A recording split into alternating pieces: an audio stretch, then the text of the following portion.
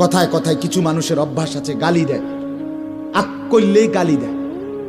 স্বাভাবিক কথাও গালি ছাড়া কইতার, আর গালি দিয়ে আবার হাসে।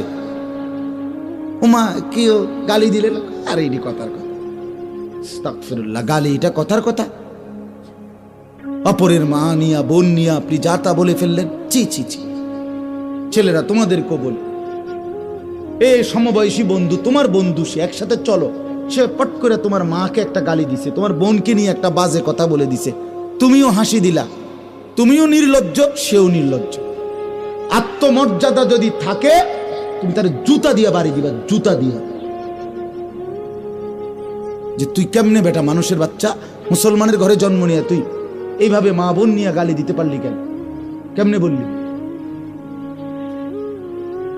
হাসতে হাসতে মানুষ গালি দেয়, এটা কথা হইল কোনো?